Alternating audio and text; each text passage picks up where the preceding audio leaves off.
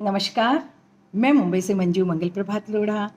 सुनने वाले सभी श्रोताओं को मेरा अभिवादन। एक छोटी सी कहानी। एक बार एक साधु एक नए गांव में प्रवेश करता है और जैसे ही प्रवेश करता है थोड़ी दूर चलने के बाद वहां पर एक शमशान घाट दिखाई देता है और शमशान घाट पर वो देखता है कि एक बोर्ड लगा है और जिसमें मरने वालों के नाम लिखे हुए हैं और उनके सामने उनकी उम्र लिखी हुई है। किसी की उम्र 20 साल, किसी की 10 साल, किसी की 15 साल, किसी की 30 साल। तब वो साधु सोचने लगा, क्या इस गांव में सब छोटी उम्र में ही मर जाते हैं? और वो आगे जाते हैं तब गांव वाले उन्हें चौपाल पे मिलते हैं और सभी उनका बहुत स्वागत करते हैं और उनसे कहते हैं, आइए पधारिए महाराज और इस गांव में ठहरिए और अपने सत्संग द्वारा, अपने प्रवचनों द्वारा हमारा मार्गदर्शन करिए। वह साधु वहाँ पर कुछ महीनों के लिए रहता है। फिर अचानक एक दिन सोचता है, अरे इस गांव में तो सबकी उम्र बहुत छोटी है, मैं यहाँ से चला जाता हूँ, नहीं तो शायद मेरी उम्र भी बहुत कम हो जाएगी। तब एक दिन वो सबसे कहता है कि मैं इस गांव को छोड़कर जाना चाहता हूँ।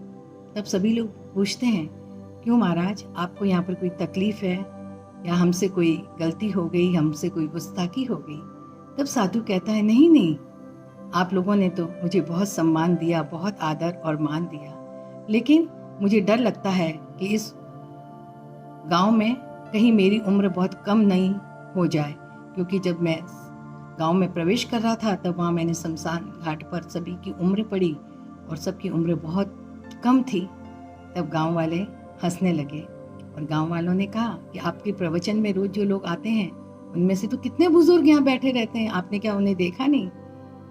हम वहाँ जो उम्र लिखते हैं उसके पीछे एक राज है कि हमारे एक रिवाज है कि दिन भर में आदमी जब शाम को सोने के पहले अपनी डायरी में लिखता है कि आज उसने दिन भर में कितने अच्छे कार्य किए, और जब आदमी मर जाता है तो उसी डायरी के आधार पर उसके अच्छे कार्यों की सूची बनाकर हम उसकी उम्र वहाँ पर लिख देते हैं कि जो अच्छे कार्य किए उतनी तो उनकी उम्र थी और बाकी जीवन तो यूं ही व्यर्थ चला गया।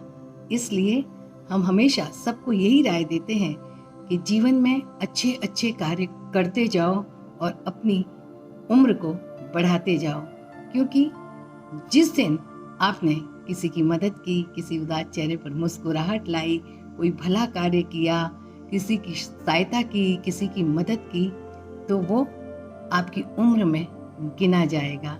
अन्यथा वह दिन व्यर्थ गया, वह दिन बेकार गया। इसलिए हम उसे उम्र में नहीं जोड़ते हैं। उनकी बात सुनकर साधु को लगा, वाकई सच कहते हैं कि कितने बुजुर्ग तो यहाँ पर प्रवचन सुनते हैं, लेकिन हमारा जीवन तभी धन्य हो सकता है जब हम उसे परोपकार में लगाएं, सेवा में लगाएं, त्याग में लगाएं, क्योंकि केवल काया के मुरझाने मात्र से मनुष्य के जीवन का अंत नहीं होता, पर इन गुणों के विलोम हो जाने से जीवित मनुष्य भी मृतक के समान हो जाता है।